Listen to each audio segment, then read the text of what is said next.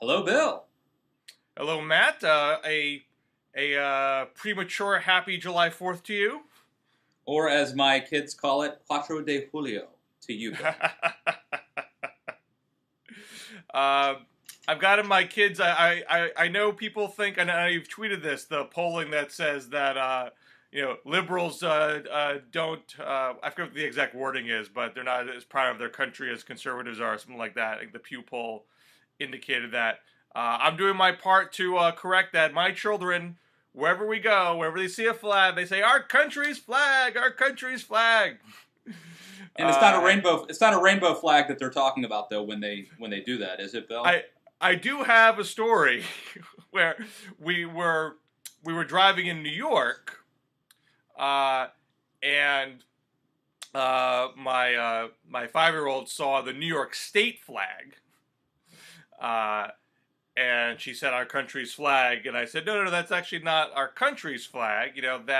That's the flag for the state of New York. And I said the state of Massachusetts, where we live, had its own flag. And she goes, "You mean the rainbow flag?" Because that's the only other flag you see downtown besides. There you go. Besides the American flag. I think Reagan said. I think it was Reagan who said, "To a liberal, every day is April 15th, and to a conservative, every day is July 4th." So, or something like that. He said it more eloquently, but. Anyway, happy 4th. Happy 4th. We're not doing a show today. We're heading to the beach, but thank you for tuning in. All right, well, I'll be beachside as well. We're hoping, we're looking forward to that. But there's much to talk about in this holiday week, I believe. So we'll postpone our trip. Okay. What's that? So we're actually doing a show today. We're not going to just. Okay, I thought we'd just pop in, say hi to everyone, and you and I could go gallivanting off. No, we're not gonna mail it in. We're professionals. Not here, not in the DMZ. So there was a little Supreme Court decision this week that's got people chattering. Yeah, you could say that. So how happy were conservatives about this? Was this like a real spike the football moment? This was like the American goalkeeper who has to make 16 saves, and if one goes in, we lose.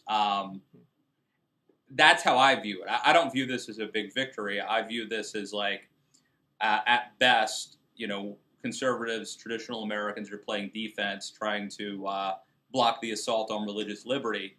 You dodge a bullet, you don't exactly celebrate, I think Churchill said that being shot at with no effect is exhilarating. Well, maybe the first time, but not when you're blocking every day. And so that's kind of how I see it, is just, fending off encroachments on liberty. But I don't see it as a huge victory now.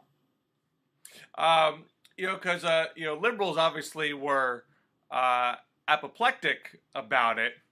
But my personal feeling is more restrained. I mean, there's a part about the ruling that I don't approve of and disagree with, which is, and people should. Let me just walk folks through. I don't know if everyone gets this, and forgive me if I'm being condescending or mansplaining this. No, I think it's fair. I think it's fair to say the vast majority of people, and I know our viewers are special, more plugged in and more knowledgeable. But I mean, clearly, the vast majority of people are hearing that this ruling means that women will be denied contraception. Right, and that is very simplistic and incorrect. Right, and to go even farther, this is not even about the First Amendment. This is not a constitutional interpretation that the court is doing. They are interpreting a law that was passed in 1993. It was a bipartisan law. Clinton signed it, called the Religious Freedom Restoration Act. And that law came about after the Supreme Court had ruled that you could pass laws banning drug use, including peyote, even if peyote is part of Native American religious rituals. And so there were liberals that were sympathetic to Native Americans. There were religious conservatives that saw an opening. They got together and said, okay, let's pass a law going beyond the Supreme Court's view of the First Amendment's freedom of religion, saying that Congress cannot pass a law. I think initially said no one could pass a law, but the Supreme Court said it doesn't apply to states later on. So Congress can't pass a law that burdens a person's expression of religion. But then it goes on to say there can be exceptions to that if the government has a compelling interest and that the government is using the least restrictive means to obtain that interest. So the Alito majority opinion here walks through those three things and says, number one, yes, the law says a person, but we say if you're a closely held corporation, that you are acting on behalf of yourself as a person, not part of a conglomerate with all sorts of people holding shares and whatnot. And this, if I can diverge just a little bit here, there's actually a dispute what is meant by closely held corporation, because the opinion does not define what that means. And a lot of folks have assumed it reverts to the IRS definition of closely held corporation.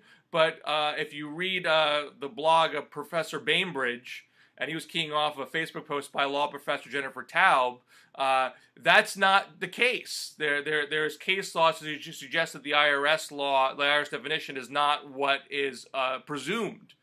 So it's vague what constitutes a closely held corporation. I mean, they talk about in this opinion, this is a single family owning this corporation, but doesn't necessarily mean that's the only case where this would count. So how broad that is murky. That's the most controversial part of the opinion. A closely held corporation is akin to a person under this law. But then the Alito majority goes on to say the government does have a compelling interest to provide contraception coverage. So there's some shorthanding of this on the left, saying the Supreme Court is saying corporate rights are more important than women's rights. Well, they're not really saying that, because they're saying both things are legit. And the question becomes how you balance that. Now, I don't agree, again, on the corporate side of it, but I'm just saying this is what the ruling says. And so number three, they say, okay, since the government has legitimate reason to have an exception to this law, are they pursuing the least restrictive means? And there they say, since HHS previously made a compromise to religious nonprofits like Catholic hospitals, Catholic charities, and the like, say, okay, we're going to provide your employees with this contraception coverage with the insurers bypassing the employer. The employer won't directly provide it. The insurer will provide it. It's not going to cost taxpayers more money because the insurers say it's not going to add extra cost. We're going to create that mechanism for employees of religious nonprofits. The Supreme Court said, you have this model for religious nonprofits. You can take executive action. Even though these folks denied Obama executive authority on recess appointments earlier in the month. We'll get to that. We'll get to that. In this case, said you have the executive authority to give these employees the same contraception coverage as employees of religious nonprofits. That would be less restrictive. Therefore, you're not using the least restrictive means in having a blanket ban for all for-profits. There are folks, I think, legitimately saying what they say about corporations is troubling and might have implications down the road. I mean, but that needs to be fought out over with other cases. But in the short term, the ability for women in these companies, and men too, I should add, men by contraception too, to have contraception coverage is not constrained in this ruling. They could, because other means are available. Yeah, I completely agree. Even if it didn't, they still could be free to purchase it on their own. I mean, that's a different debate. That's a different. No, I get it, but my point is that the people, the liberals, who I think are in some cases knowingly, in some cases unknowingly, misrepresenting this case, even had it, you're exactly right, Bill. I think it's a very modest accommodation, a carve out for a small number of people who are going to have very strong religious convictions, who don't have shareholders who might object to this. It's who want to exercise their rights of conscience. It's a very modest, small, I think, carve out that can, this service can be provided by moving some funds around, and it's very modest. But even if it weren't, Bill, the notion that has been propagated that this would deny women birth control. Well, first of all, I think it's 16 out of 20 of the different birth control options Hobby Lobby is fine with providing. Number one, and then number two, you could have still gone and purchased it on your own. Nobody would be denying you coverage if you wanted it. It would just be a question of whether or not the government should compel somebody who has a strong religious conviction to pay for something. And I think that I agree with you that this is really, I think, this is government working, in my opinion.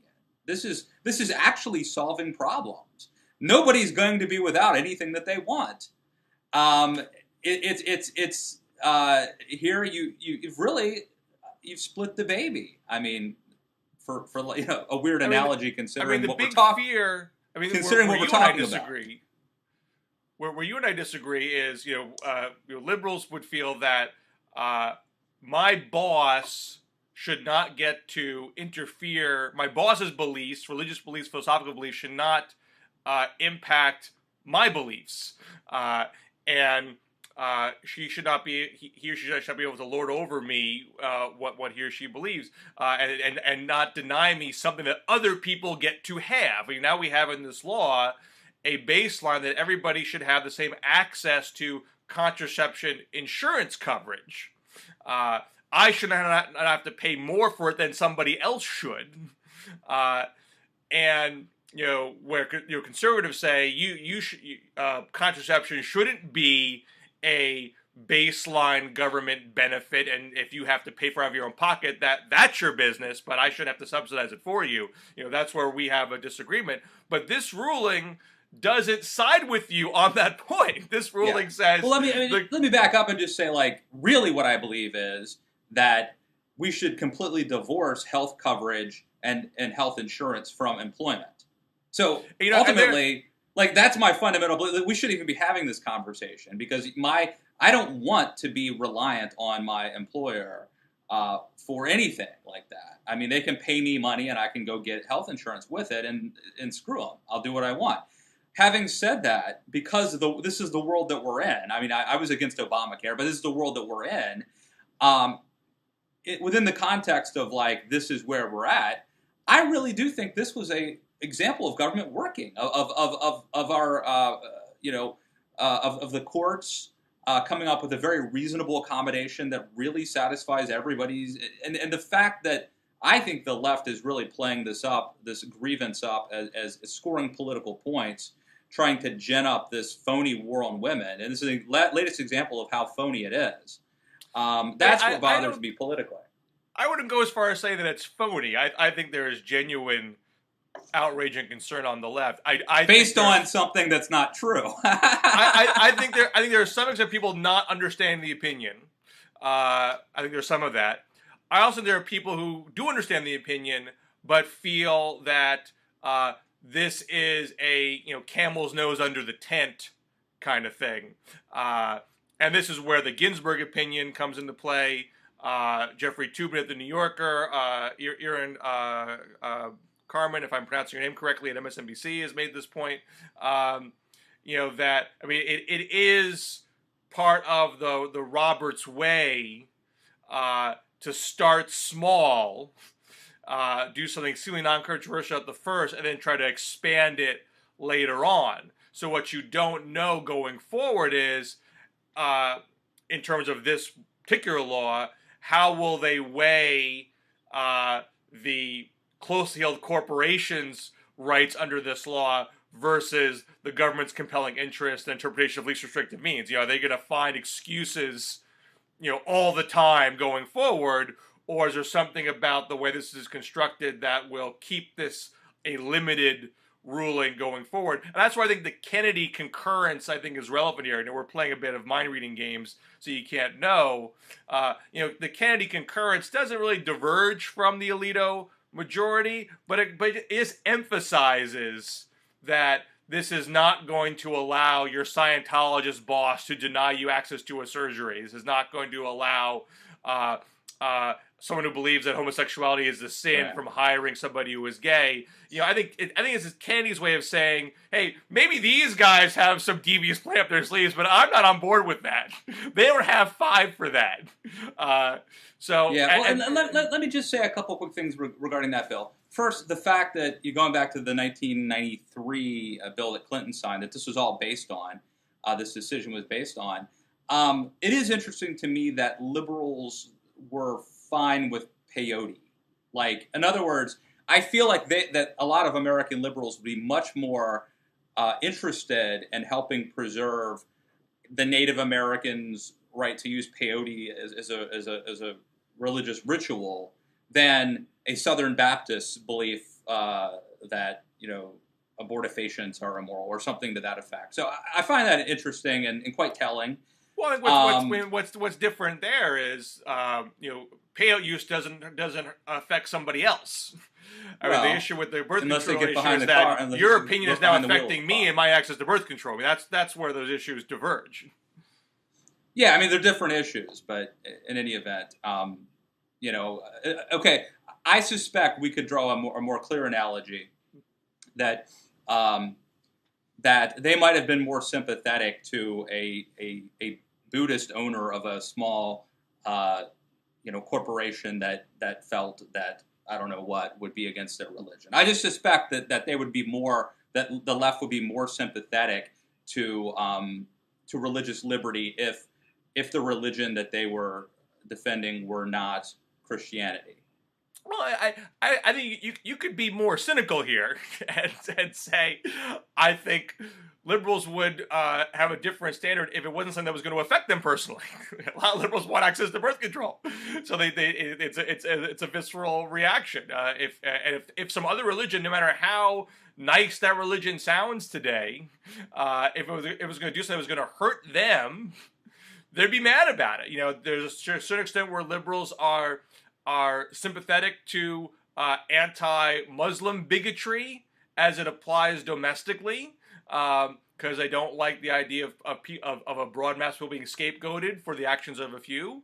But that doesn't make them charitable to oppression of women in Islamic theocracies abroad. So it all comes down to how is it affecting me? I think that tends to be the bottom line for a lot of people.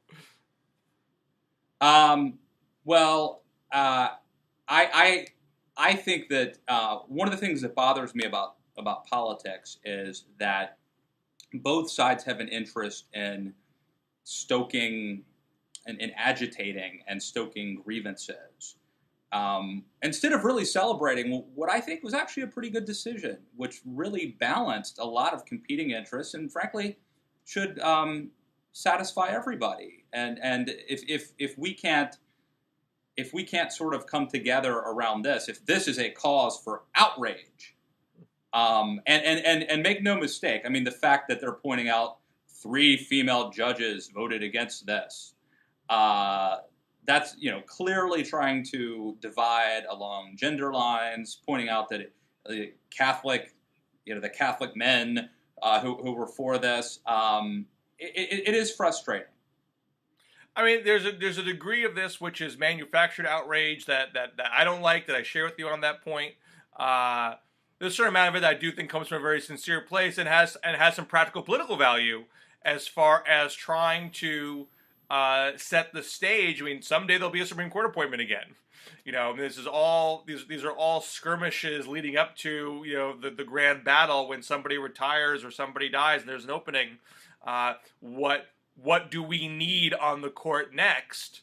There will obviously be a push for more gender diversity or more racial diversity or more religious diversity. Maybe a gay justice. There might be a push for that. And these are trying to make the argument that that's important. I know conservatives don't like the identity politics at play there. Well, it bothers me because the incentives that make for good politics lead to, I mean, I feel like basically there's never peace. There's always agitation. No one's ever like, okay, we've finally gotten a pretty good society now. Let's take a year off and just enjoy what a great country this is. Enjoy our freedom, celebrate, watch some World Cup. We're never there. The struggle always continues. The fight always continues. And I feel like at some point, maybe fighting all the time takes a toll on us, and in terms of unity and community. And maybe it's just me. Maybe this is why. Maybe like I'm reflecting that I need a vacation. That thank God the 4th of July is here. But this does strike me as an occasion where we should be kind of celebrating this decision. I've just been reading about the election of 1800. That was a nasty election, man. That was nasty. The Federalists and the Republicans thought the entire project of America was at stake, and both sides were traitorous. There was the attempt to. I mean, I guess at the time. There were tickets, but vice president, came and was whoever got the second most electoral votes. So even though you ran with a vice, it wasn't a given that your vice came along with you. But in this case, Jefferson and Aaron Burr were the Republicans against the incumbent John Adams, and they didn't game it right. And they accidentally made Jefferson and Burr tie in the Electoral College, and that's what kicked it to the House of Representatives. And then the Federalists had to decide who was the least worst traitorous option for them. And Alexander Hamilton, whose political career was stifled by a sex scandal, came in to save the day of Jefferson, who he loathed, and Jefferson loathed Hamilton, and that set the stage for an extremely contentious presidency, where the Republicans. Yeah, and you know what else? There was an effort. I forget which side. I wrote about this like 5 years ago to turn out like German speaking. There was like a minority outreach effort that helped with this race too. Which reminds me of the whole Mississippi thing. But it was really a microcosm of basically everything that we're fighting about today. Right. And they were sort of fighting about back then. And there was Supreme Court Congress friction because the Supreme Court was very Federalist thanks to John Adams' appointments, and they were tussling with Jefferson's presidency and the Republicans in Congress. I mean, this is baked in the cake. This is America. It was. No, I completely agree with you, Bill, and it's naive to think that politics is more acrimonious today. But for the average person, I mean, we just saw this study that Facebook did where they can like make you depressed by what they put in your feed, in your Facebook feed. I mean, the average person wasn't inundated with this stuff. I mean, a lot of them weren't paying attention, and those who were, were getting like news a couple days later in pamphlets or whatever, newspapers. We are inundated with the negativity and the viciousness and the fighting. And I think that is dramatic. That is we're like on 11, if they were, you know what I mean? Like right now, like I feel like the negativity and the fighting is much more, I don't know, hard to hide from for a society. I think it's more damaging today. Well, I mean, we certainly have. I mean, obviously, the internet plays a role in that. That it's more minute by minute that you're exposed to it and dealing with it. Particularly if you're in the profession that you and I are in. I mean, other folks know how to unplug from that. But that's a good point. We really can't. Right. Think about that. I don't think people understand the toll it takes having to pay attention to the news, day in, day out, year in and year out. It can be. There's a lot of bad news out there. I mean, there's a 20 years ago, I followed outrage fatigue.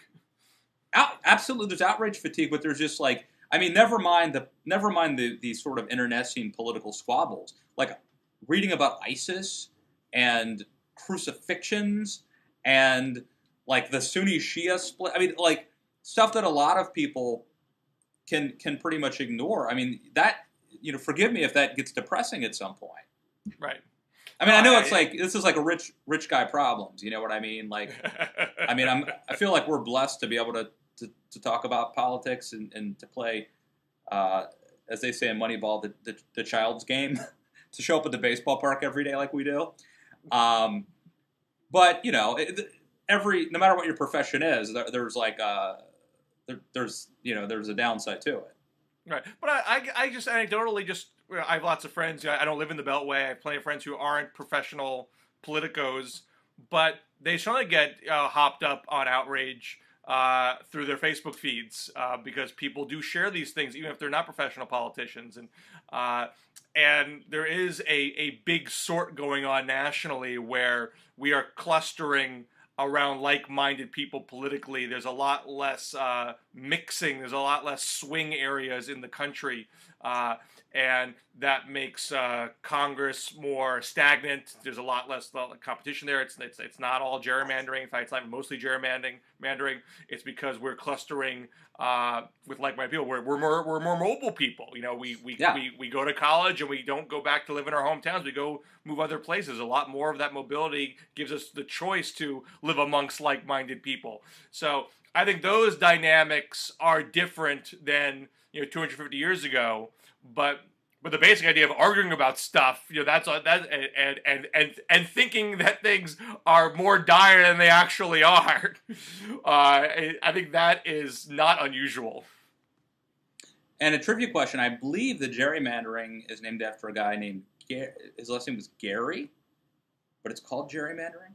I could be wrong. I have recollection of the story, but I forget it now. I'll have to Google that. So anyway, yeah, lots. Interesting stuff, and we'll see how this goes forward. But if nothing else, Bill, this show, the DMZ, is a safe place yes. where you can retreat. This is your quiet room. That's right. So okay, let's talk. You mentioned executive orders. Yeah. And that of course is a nice segue because, despite the fact that they may be actually like a third way solution for the Hobby Lobby case, I count me among those who feel like President Obama has really pushed the bounds of executive authority, and this is one of those things that turns a lot of people into hypocrites because, even Obama has said like I don't have the authority to just not deport people, or I'm paraphrasing.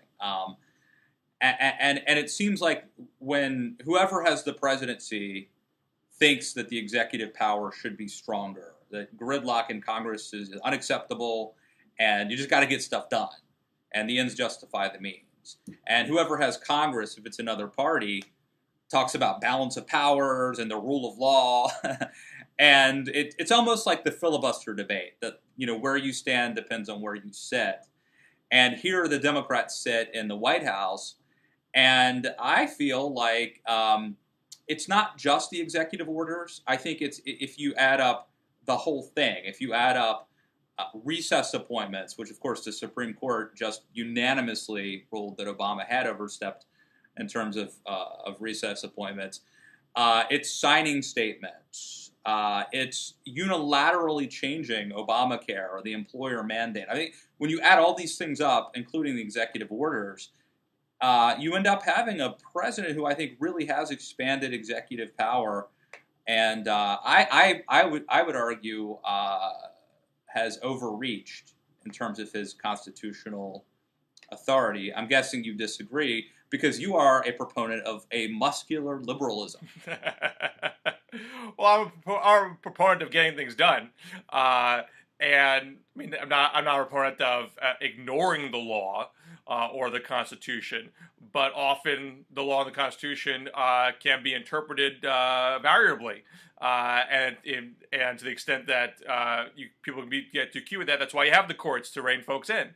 So you do have a case where the president was using resource appointments when Senate was in pro forma session. They felt they had precedent to do that, and the court said, no, you don't. So they don't. Okay, that's done. I don't necessarily agree with the ruling, but it is what it is. But that is not the same. Some people took that really and saying, aha, the court is trying to rein in all of this executive orders. There's a warning shot to the president. And then you have this other case on the Hobby Lobby where they say, you should be using more of your executive authority to break contraception coverage. So it's all very case by case. The reasoning he would have for the reasons appointments, the reasoning he would have to make temporary delays in certain Obamacare planks, and the reasoning he will have for executive orders and immigration are going to be based on different laws and different precedents. So I'm curious what Boehner's going to do in this lawsuit. He's threatened this lawsuit. He hasn't even said what issues he's going to sue over. Because there probably isn't a uniform, singular law that he can charge has been violated here. And there is a lot of precedent as far as executive branch latitude in how you execute laws that Congress passes. In the case of immigration now, what he's probably going to do is talk about prioritization of resources, which executive branches do all the time, and there's and the court will be extremely reluctant to interfere with that unless you can really. I don't know if this is true, but I heard Karl Rove say, those are funny opening words, aren't they? I don't know if this is true, but I heard Karl Rove say on Fox News that at the Bush White House, of course, they were supporting immigration reform, that their lawyers told them that you could take executive action to stop the deportation of an immigrant if there was a special circumstance, like almost like the Hobby Lobby thing, let's make an exception there, for a special case that if there was a family that, or whatever, you could, but in terms of a class of people, people that were brought here through no fault of their own, whatever, that the executive didn't have the authority to unilaterally do that. Now, again, that's what he says their lawyers told them, and that sounds plausible. But look, I think a couple things. One, this is not completely unprecedented. In 1952, Harry Truman seized control of the steel industry, and the Supreme Court ruled that was unconstitutional, that it was tantamount to making law, and slapped him down for that. Now the question is, does Boehner have standing? I think that's the real argument. Does he even have standing to bring this case? And I suspect that the courts will be loath to wade into playing referee here between the other two branches of government. So, one could see this as a, look, I actually think that there's a principled position here, that it's good to rein in the power of the executive and to more clearly define the balance of power. However, from a political standpoint, Boehner may be sort of just sending a warning signal to try to disincentivize Obama from executive orders on immigration, because frankly, it's his only. It's the opposite. It's really the only bullet left in his chamber. Is he giving him incentive to act because he refuses to act himself? Well, it's look. I don't think that's what bothers me. Obama keeps saying Congress. He's doing this because Congress is failing to act. That's not a rationale for the president to do anything, as far as I'm concerned. Like, stasis or dysfunction or gridlock in Congress is not an invitation for the president to start legislating. And he seems to act as if that's the case. Not to legislate, but what Obama's saying is, since you are not acting, I'm going to do what I can under my authority to act until you do. Right, but it seems to me that he's using that as a pretext. Obama should have been doing this all along. If his reason for doing something is only because Congress is failing to do it, then I don't know if you're following my line of thinking here, but that bothers me as a logical argument. But maybe but I think what he's saying is that I would much rather this get done through legislative means, because it will last. It will last beyond my presidency. Anything I do executively, the next guy can scrap. And I don't want to poison the well. If there's a chance of you working with me on more comprehensive legislation, that is my preference. You've now told me you are not going to do that. So what am I left with doing? And if you really don't like what I'm doing, you have recourse to stop me by passing a law. You don't have to sue me. Then this is where the courts can come and say, look, you don't have to turn to us here. You have a choice here to pass a law that says you have to do this differently. Well, I mean, I'm in this interesting spot where I'm for immigration reform, I'm for the DREAM Act, and I'm for Boehner suing Obama because I think they're not mutually exclusive. Now, do you think that Boehner is suing Obama to sincerely give him a disincentive to act or be disincentive to future presidents to act, or is he doing this because it's red meat to the base that keeps them distracted and keeps the pressure off of him? That's a good question. I don't know what his motives are. Both of those things could be true. It could be good politics, and it could also be principled at the same time.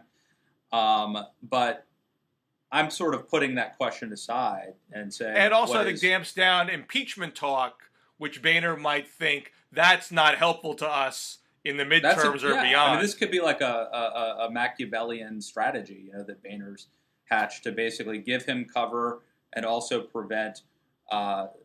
even more egregious overreach, which would have potential ramifications in the midterm. So I wouldn't put that, it's like gambling in Casablanca. A politician making political calculations, it doesn't surprise me. But I still think he's on the side of the angels. I mean, and regardless of what happens here, I think it's healthy to have these.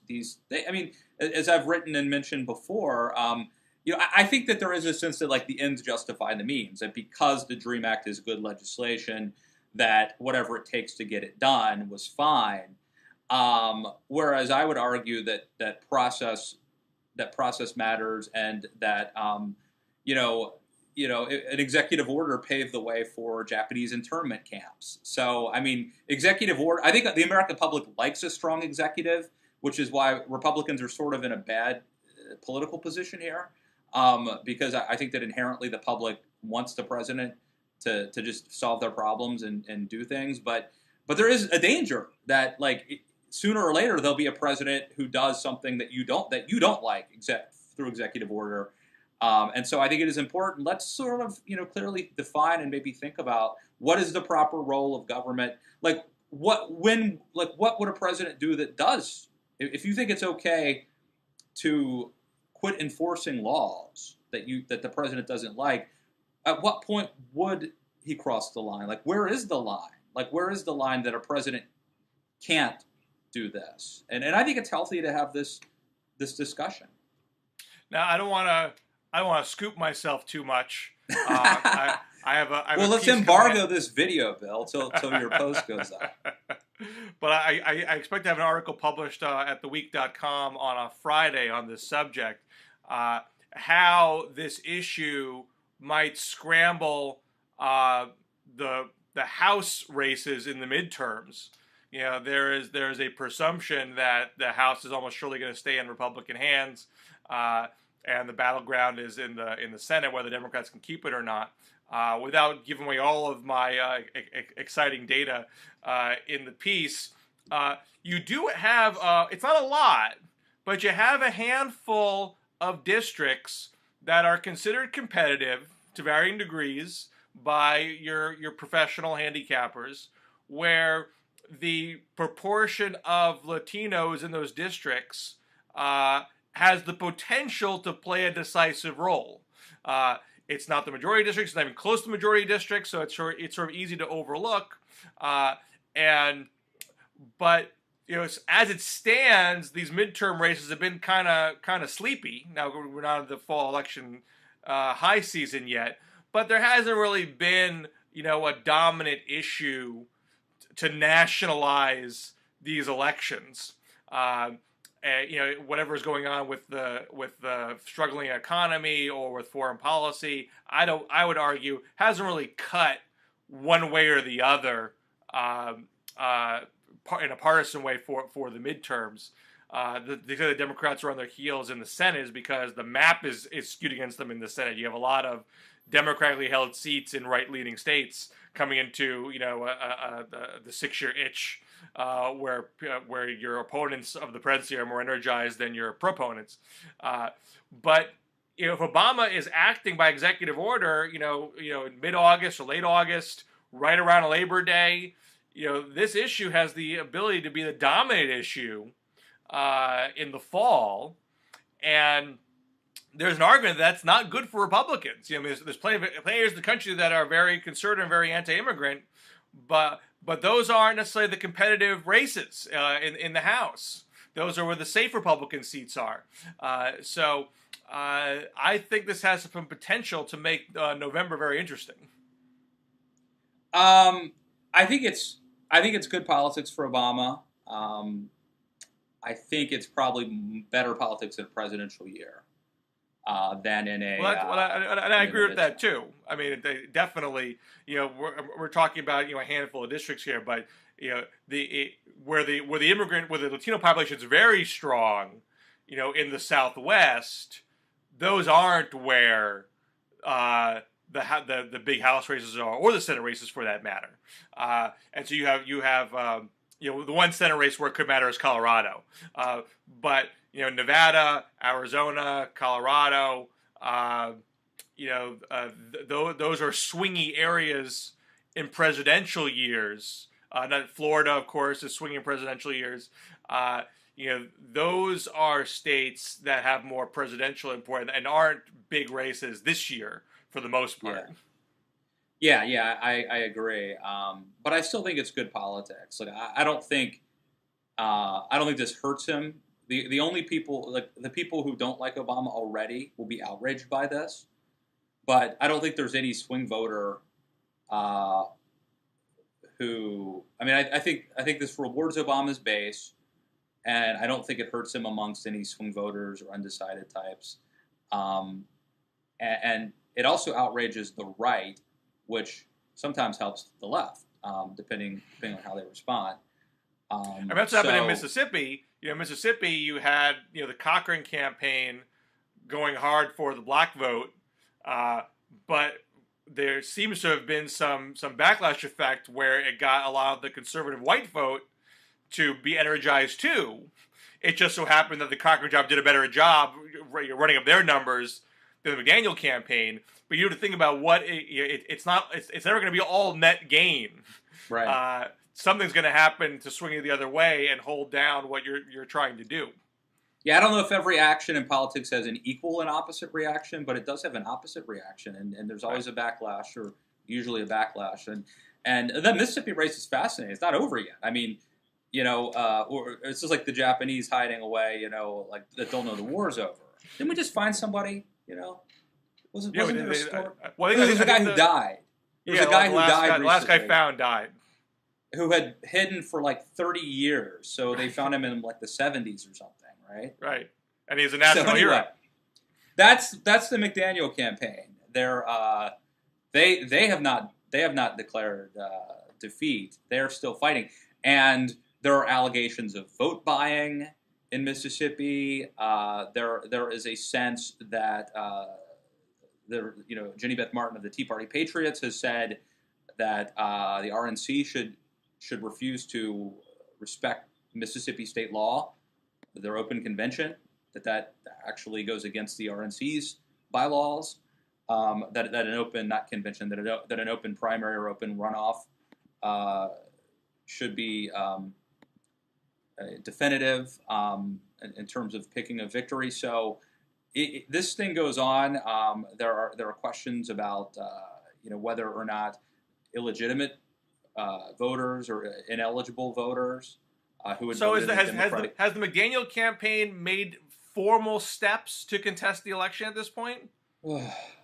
I don't know if they've made formal steps. I think they're claiming they found that they've only been able to look at about half of the counties, and they found something like 3,000 votes that were ineligible. I know that there are outside advocacy, groups who are, threatening to sue the Mississippi Republican Party. I mean, this is in flux right now. But there are allegations of vote buying. I don't know which of this stuff is legitimate, but the bottom line is that, McDaniel is not, riding into that good night, into the sunset or whatever. He is making a big to-do about this, and he'll either go down as one of the greatest sore losers in history, or there'll be a sweeping upset and voter fraud scandal coming out of Mississippi. We'll see. I mean, it would seem like, there's a lot of time pressure here. I mean, McDaniel's got to make a call kind of soon. I don't know what the Mississippi law says, but I imagine there's going to be some kind of limitation on when he can file a suit in this matter. I imagine it's got to be hamstringing the Cochran campaign, which people assume would be a cakewalk for him versus the Democrat, even though it's a conservative Democrat who has the nomination now. I mean, are you aware? I haven't followed it closely. I really don't know. I mean, is the Childers campaign, the Democratic campaign, are they exploiting this rift on the right? Are they able to make some moves and be more aggressive than they plan to because Cochran is kind of tied down, having to fight back these charges? Yeah, I mean, just what I'm hearing is that they are, and that the Democrats. They weren't unanimously in favor of African Americans supporting a Republican to begin with, and that this may be an opening. I still am skeptical, but I think there is a point that the election hasn't been certified yet, and at some point I would think that the courts will be hesitant to intervene the longer this goes on because of the electoral implications it could have. So. This thing that's happening with McDaniel is very, very interesting. I would encourage everyone, the Clarion Ledger in Mississippi is doing really good reporting on this. The Daily Caller is doing really good reporting on this. And The Hill is also doing really good reporting on this. But it's fascinating to watch how this is playing out. The allegations. I'll just give you the latest. I'll just give you like the latest that I was paying attention to, which is there's a journalist named Charles Johnson who used to do freelance work for the Daily Caller, doesn't anymore, and he's a McDaniel supporter, and he paid money. There's a black pastor who is alleging that the Thad Cochran campaign gave him money to walk-in around money to pay black voters $15 a vote to vote for Thad Cochran. Now, the journalist actually paid this man for his story, which raises potential flags. Just a few. The other problem is this black pastor doesn't actually appear to be a pastor. And then the final problem is that he was Alex Pappas, my colleague at the Daily Caller, discovered that this black pastor, who's not a pastor, who was paid for his story, was also arrested for home repair fraud in 2006. This all brings into question his veracity as a witness. But nevertheless, this was a big story yesterday, and it's like they're throwing spaghetti at the wall, seeing what will stick. But there are many different allegations going on that the Cochran campaign. And by the way, I mean, this is the same campaign where somebody sneaked into a nursing home and tried and illegally videotaped Thad Cochran's wife, who suffers from dementia, and then one of the guys connected to that committed suicide last week. One of the guys charged with being part of that conspiracy to take advantage of I'm trying to think of what the actual statute is, a vulnerable adult or something to that effect, committed suicide last week. As if this race wasn't crazy enough, you now have allegations of vote buying, you have allegations of voter fraud. This is a fascinating race. What's that? Mississippi's the new Florida. Yes, exactly. I don't think this has gotten the attention it deserves, actually. It's This is a John Grisham novel waiting to happen. So, this seems to be kind of a microcosm of the intra-party battle going on in the Republican Party still. Which I can't remember if I talked about it with you or not. But I wrote about this a couple weeks ago, why the Democratic Party is more united, and why that's a good thing. Because there's some folks on the left that wish we had more contentious primaries, wish we put the party establishment's feet to the fire more, the way that David Bratt, got Eric Cantor's scalp. And I was arguing that, look, the Democratic Party actually has more policy disagreement than the Republican Party does. The Democratic Party is the bigger tent party. There's big disagreements over trade, and there's disagreements over how to regulate Wall Street, and there's disagreements even about taxes. There are a handful of Democrats that want low estate taxes, and that tied Obama's hands when it came to the final fiscal cliff tax cut deal. So there's lots of stuff like that kind of pits the more corporate-friendly side with the populist side.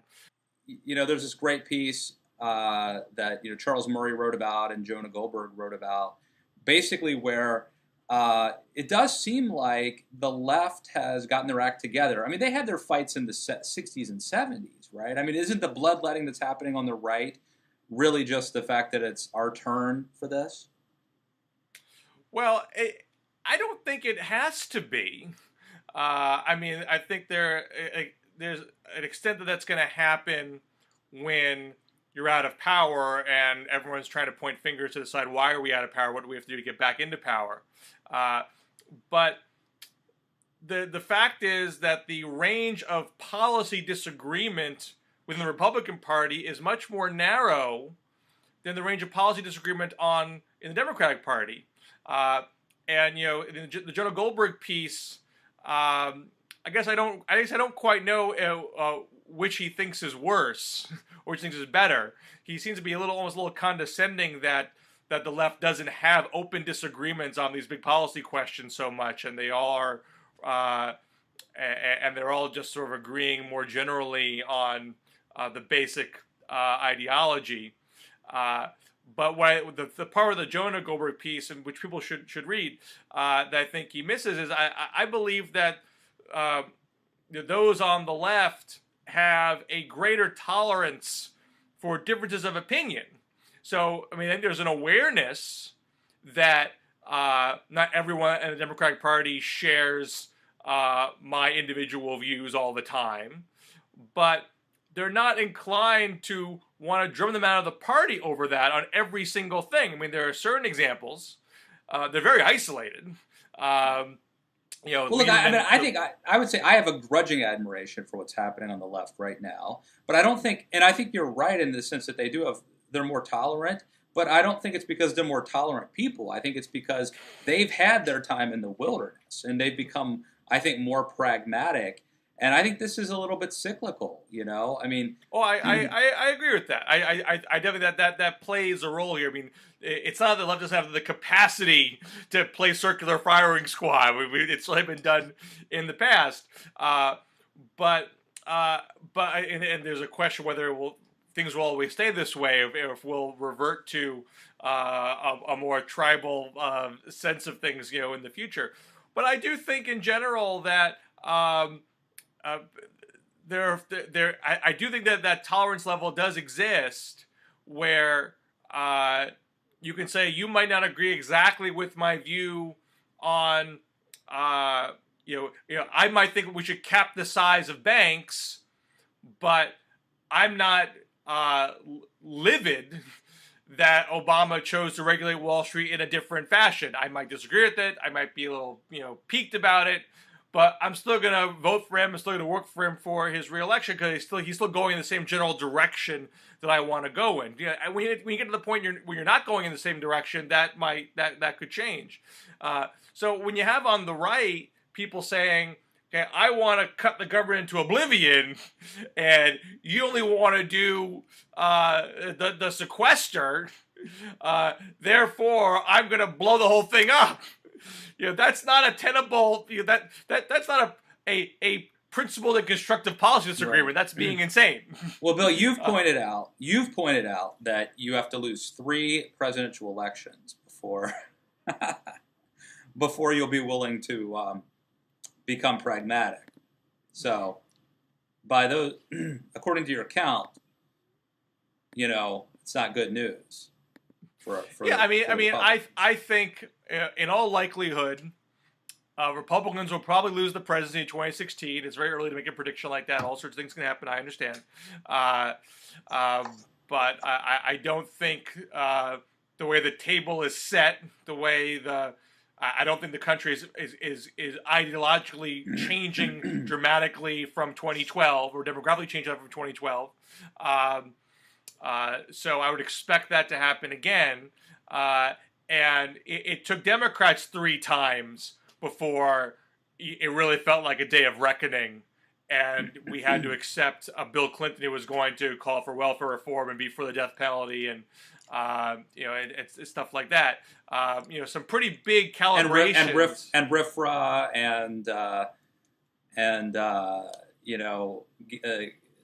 and Defensive Marriage Act.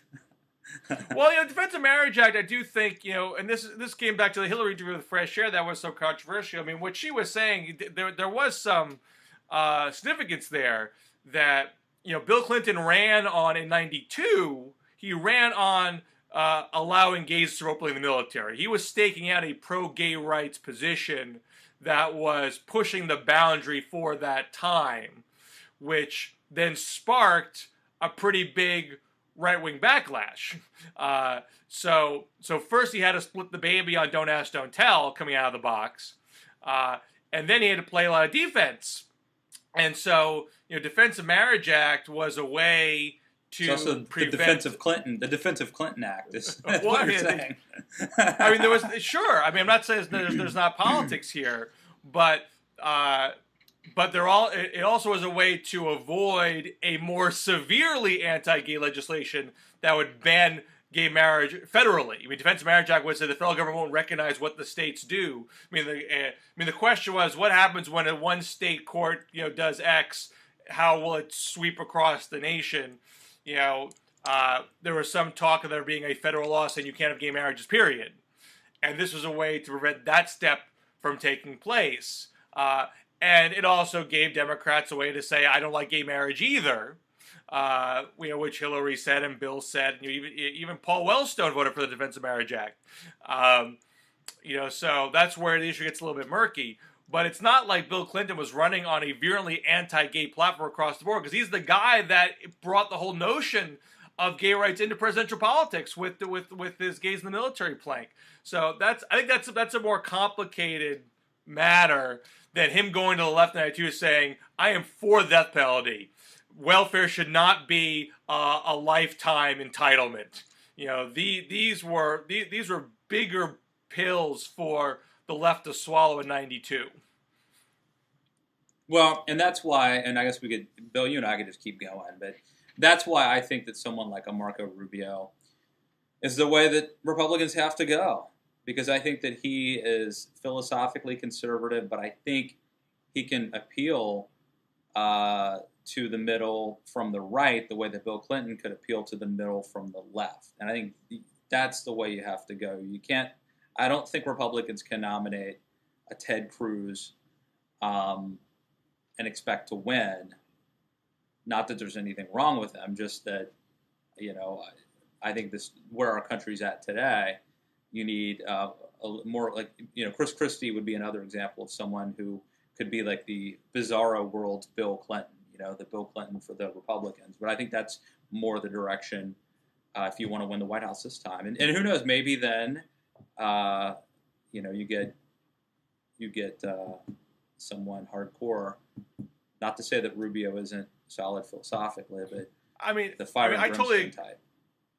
I totally agree that Rubio is a more pragmatic choice than a Paul or Cruz, who were clearly going to get blown out of the water. But I don't see, with the partial exception of immigration, which Rubio has been sort of squirrely about. That's why I kind of put an asterisk on it. I don't see the parallel right now of a Bill Clinton 92 telling Democrats you have to move on welfare, you have to move on death penalty. The Sister Soldier type stuff. That was also a policy. I agree. Matter, I think Rubio temperamentally and stylistically can appeal to a mainstream audience. But I think you're right in the sense that there's not going to be a tolerance for any Republican putting their own base in line, even to score points, even to win. That there's no stomach for that. And so that's a valid point because you have to lose 3 times, according to Bill Scher, before there's a tolerance for that. So, even then, I mean, I'm curious. I mean, when Bill Clinton came along, I think he didn't face that significant a charge from the left in '92. He tussled with Jerry Brown, for a while, but that wasn't a very clear left centrist kind of fight. And if anything, Clinton moved left in the primary to dispatch Paul Tsongas, who kind of took on his more centrist platform for the time being. Right, but I think that Bill Clinton, based on his just biography and personality, being a Southern governor, had a conservative feel in the same way that I think Marco Rubio, based on his biography and temperament, has I don't want to say a liberal feel, but like I feel like he is much more palatable to the center than some conservatives. I'm just wondering, even after losing 3 times, I mean, I would imagine after 3 times you would have more of an appetite for pragmatism in the Republican Party. But I have a harder time seeing the Tea Party side just rolling over and accepting that. I would imagine it would have to be an even more bitter fight. Even in 2020. No, I think it's entirely possible that we see within our lifetime a complete reordering of the political parties. I think it's possible the Tea Party splits. I think it's possible that if conservatives and if Republicans lose Texas, it's mathematically impossible to win, and so you have to reinvent what the Republican Party is to have a chance to win. I mean that's where this is like the nuclear. This is this is like way outside of the purview of our conversation, but I mean it's not absurd to think that this could be like the Whigs type situation at some point. Or 68, with George Wallace breaking off the Democratic Party to form the American Independence Party, largely on race issues. Losing. Look at what happened when the Democrats lost to Dixiecrats.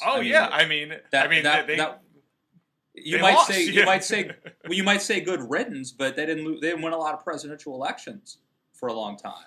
I mean, they were in the wilderness for 8 years after that, but you might argue that was a necessary process that Democrats had to go through if they were going to be the civil rights party that that Hubert Humphrey and Harry Truman and Lyndon Johnson put them on that path. You have to go all the way and take your medicine. So you have what was the line from Breaking Bad? No half measures. Right? No more half measures. So yeah, you gotta go all the way sometimes. Go all in. Should we leave it on that note, sir? Yes, all in with Bill Scher.